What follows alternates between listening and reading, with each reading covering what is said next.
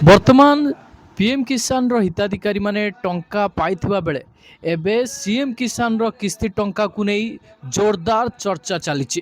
ତ ସିଏମ୍ କିଷାନ ଟଙ୍କା ଖୁବ୍ ଶୀଘ୍ର ମିଳିବା ପାଇଁ ଯାଉଛି। ଏହାକୁ ନେଇ ସରକାରଙ୍କ ତରଫରୁ କ'ଣ ରହିଛି ସୂଚନା? ଏହି କାରଣ ପାଇଁ ଲକ୍ଷ ଲକ୍ଷ ଚାଷୀଙ୍କର ବ୍ୟାଙ୍କ ଖାତାକୁ ସିଏମ୍ କିଷାନ ଯୋଜନାର କିସ୍ତି ଟଙ୍କା ଆସିପାରୁନାହିଁ।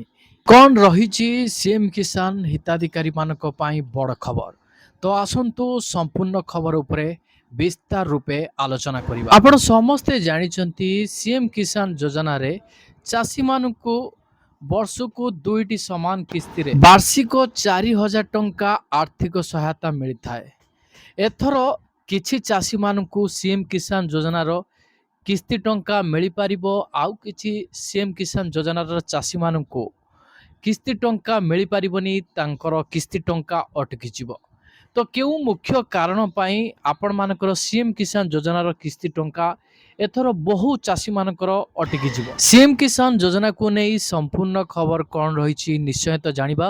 ତା ପୂର୍ବରୁ ଆପଣମାନଙ୍କୁ କହି ରଖିବି, ଚ୍ୟାନେଲ ଯଦି ନୂଆ କରି ଆପଣମାନେ ଭିଡ଼ିଓଟି ଦେଖୁଥାନ୍ତି ଏପର୍ଯ୍ୟନ୍ତ ଚ୍ୟାନେଲକୁ ସବସ୍କ୍ରାଇବ୍ କରିନାହାନ୍ତି ତାହେଲେ ଚ୍ୟାନେଲକୁ ସବସ୍କ୍ରାଇବ୍ କରିଦିଅନ୍ତୁ। ପାଖରେ ଥିବା ବେଲ୍ ଆଇକନ୍କୁ କ୍ଲିକ୍ କରିଦିଅନ୍ତୁ। ଭିଡ଼ିଓକୁ ଗୋଟେ ଲାଇକ୍ କରିବାକୁ ଜମା ବି ଭୁଲନ୍ତୁନି। ସିଏମ୍ କିଷାନର ଯଦି ଆପଣ ଜଣେ ଯୋଗ୍ୟ ହିତାଧିକାରୀ ଲଗାତାର ଭାବେ କିସ୍ତି ଟଙ୍କା ପାଇବା ପାଇଁ ଚାହୁଁଛନ୍ତି, ତାହା ପୁଣି ବିନା ଅସୁବିଧାରେ, ଯଦି ଆପଣମାନେ ସିଏମ୍ କିଷାନ ଯୋଜନାରେ ନୂଆ କରି ଆବେଦନ କରିଛନ୍ତି, କିସ୍ତି ଟଙ୍କା ପାଇବା ପାଇଁ ଅପେକ୍ଷା କରିଛନ୍ତି ଏବଂ କିଛି ଚାଷୀମାନଙ୍କର ସିଏମ୍ କିଷାନ ଯୋଜନାର କିସ୍ତି ଟଙ୍କା ଅଟକି ଯାଇଛି, ତ ସମସ୍ତ ଚାଷୀମାନଙ୍କ ପାଇଁ ଏ ଖବର ଗୁରୁତ୍ୱପୂର୍ଣ୍ଣ ରହିଛି। ସେଥିପାଇଁ ଆପଣମାନେ ଭିଡ଼ିଓଟିକୁ ଧ୍ୟାନ ସେ ଦେଖନ୍ତୁ ବିନା ସ୍କିପ୍ରେ। ସୂଚନା ମୁତାବକ ଯେଉଁ ଚାଷୀମାନେ ଇ କେୱାଇସି ସମ୍ପୂର୍ଣ୍ଣ କରିଛନ୍ତି, ଆଧାର କାର୍ଡ ସହିତ ବ୍ୟାଙ୍କ ଆକାଉଣ୍ଟକୁ ଯୋଡ଼ିଛନ୍ତି, ଡିବିଟ୍ ସକ୍ରିୟ ରଖିଛନ୍ତି, ସେମାନେ ସିଏମ୍ କିଷାନ ଯୋଜନାର କିସ୍ତି ଟଙ୍କା ପାଇବା ପାଇଁ ଯାଉଛନ୍ତି। ଖୁବ୍ ଶୀଘ୍ର ସେମାନଙ୍କ ବ୍ୟାଙ୍କ ଖାତାରେ 2,000 ଟଙ୍କା ଜମା ହେବା ପାଇଁ ଯାଉଛି। କିଛି ଚାଷୀମାନଙ୍କର ଆଧାର ସେଡିଂ ପ୍ରୋବ୍ଲେମ୍, ବ୍ୟାଙ୍କ ଆକାଉଣ୍ଟରେ ପ୍ରୋବ୍ଲେମ୍ ରହିଛି, ତ ସେମାନଙ୍କର କିସ୍ତି ଟଙ୍କା ଏଥର ଅଟକିଛି। ସମସ୍ତ ଚାଷୀମାନଙ୍କୁ ଭିଡ଼ିଓ ମାଧ୍ୟମରେ ମୁଁ ବାରମ୍ବାର ସଚେତନ କରେଇଛି ଯେ ଆପଣମାନେ ସିଏମ୍ କିଷାନ ଯୋଜନାର କିସ୍ତି ଟଙ୍କା ପାଇବା ପାଇଁ ଏହିସବୁ କାମ ଆପଣମାନେ କରିବେ।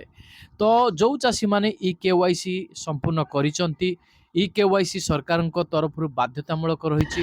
ସରକାର କାହିଁକି ବାଧ୍ୟତାମୂଳକ କରିଛନ୍ତି ଇ କେୱାଇସିକୁ?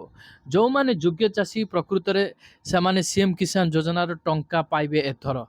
ତ ସରକାର ଯୋଗ୍ୟ ଚାଷୀଙ୍କୁ ଚିହ୍ନଟ କରିବା ପାଇଁ ଇ କେୱାଇସି ବାଧ୍ୟତାମୂଳକ କରିଛନ୍ତି।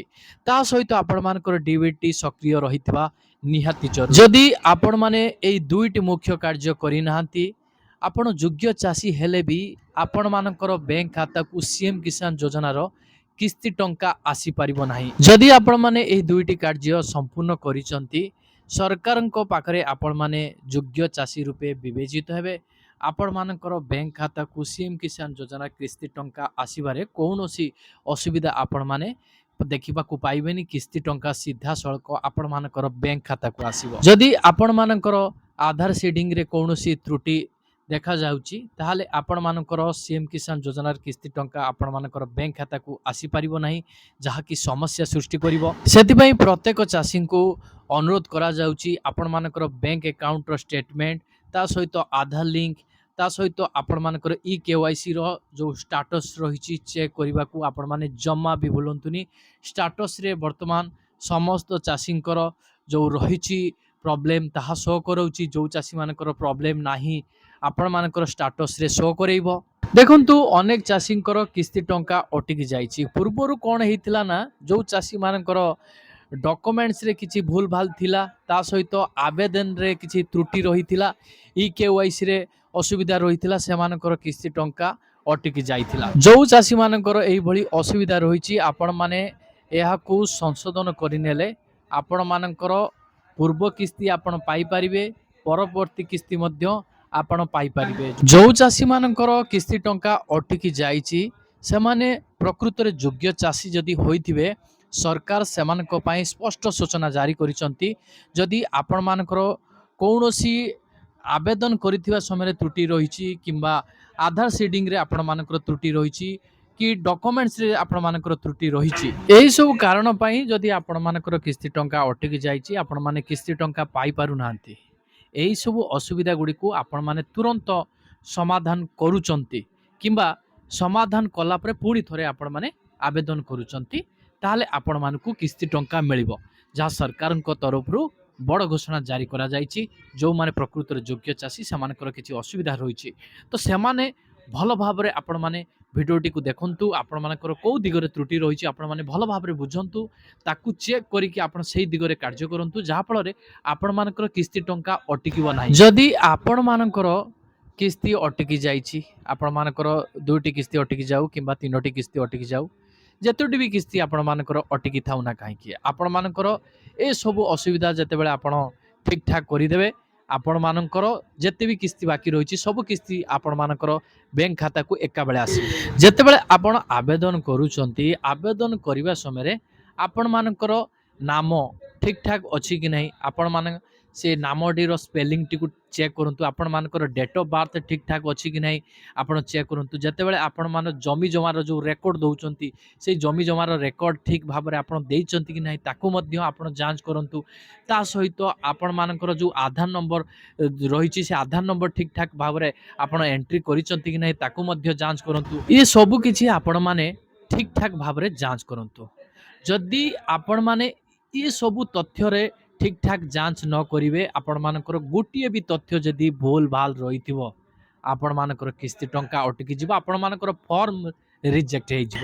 ଏମିତି ବହୁ ଚାଷୀ ରହିଛନ୍ତି ଛୋଟ ମୋଟ ଭୁଲ ଯୋଗୁଁ ସେମାନେ ସିଏମ୍ କିଷାନ ଯୋଜନାରୁ ସବୁଦିନ ପାଇଁ ବଞ୍ଚିତ ରହିଛନ୍ତି। ସରକାରଙ୍କ ତରଫରୁ ଏବେ ସିଏମ୍ କିଷାନ ଯୋଜନାର କିସ୍ତି ଟଙ୍କାକୁ ନେଇ କୌଣସି ନିର୍ଦ୍ଦିଷ୍ଟ ତାରିଖ ଏବଂ ସମୟ ମଧ୍ୟ ଘୋଷଣା କରାଯାଇନାହିଁ। ତ ସରକାରଙ୍କ ତରଫରୁ ଯେତେବେଳେ ବି ସିଏମ୍ କିଷାନ ଯୋଜନାର କିସ୍ତି ଟଙ୍କା ଘୋଷଣା କରାଯିବ ତାହା ଆପଣମାନଙ୍କୁ ଭିଡ଼ିଓ ମାଧ୍ୟମରେ ସର୍ବେ ପ୍ରଥମେ ଜଣାଇ ଦିଆଯିବ। ତ ଆପଣମାନଙ୍କୁ ମୁଁ କହି ରଖିବି, ଆପଣମାନେ ସୋସିଆଲ ମିଡ଼ିଆରେ ଯେଉଁ ଭୁଲ ଖବର ଗୁଡ଼ିକ ପ୍ରଚାର ହେଉଛି ଆଉ ସେ ଭୁଲ ପ୍ରଚାର ଗୁଡ଼ିକ ଉପରେ ଆପଣମାନେ ଜମା ବି ବିଶ୍ୱାସ କରନ୍ତୁନି। ଆପଣ ସରକାରୀ ସୂଚନା ଉପରେ ସଦା ସର୍ବଦା ବିଶ୍ୱାସ କରନ୍ତୁ। ସରକାରଙ୍କର ଯେଉଁ ନିର୍ଦ୍ଦିଷ୍ଟ ତାରିଖ ଆପଣମାନଙ୍କୁ ଘୋଷଣା କରାଯିବ ତାହା ସରକାରୀ ପୋର୍ଟାଲରେ ମେନସନ୍ ରହିବ, ସେଠୁ ଆପଣ ଜାଣିବାକୁ ପାଇବେ। ସର୍ବେ ପ୍ରଥମେ ଆପଣ ମଧ୍ୟ ଯଦି ଚ୍ୟାନେଲକୁ ସବସ୍କ୍ରାଇବ୍ କରିଥିବେ, ଆପଣମାନଙ୍କୁ ଠିକ୍ 5 ଦିନ କି 10 ଦିନ ପୂର୍ବରୁ କିସ୍ତି ଟଙ୍କା କେବେ ମିଳିବ ଆପଣମାନଙ୍କୁ ଭିଡ଼ିଓ ମାଧ୍ୟମରେ ଜଣାଇ ଦିଆଯିବ। ଯଦି ଆପଣମାନଙ୍କର କିଛି ଭୁଲ ଭାଲ ଥିବ ଆପଣମାନେ 10 ଦିନ କି 15 ଦିନ ପୂର୍ବରୁ ତାହା ଠିକ୍ କରିନେବେ। ଯଦି ଆପଣମାନେ 15 ଦିନ ପୂର୍ବରୁ ଯଦି ଠିକ୍ ଠାକ୍ ନ କରିବେ ଆପଣମାନଙ୍କର ଷ୍ଟେଟମେଣ୍ଟ ଗୁଡ଼ିକ ଅପଡେଟ୍ ହେବ ନାହିଁ, ଆପଣମାନଙ୍କର ଏହି କିସ୍ତି ମଧ୍ୟ ଅଟକି ଯିବ।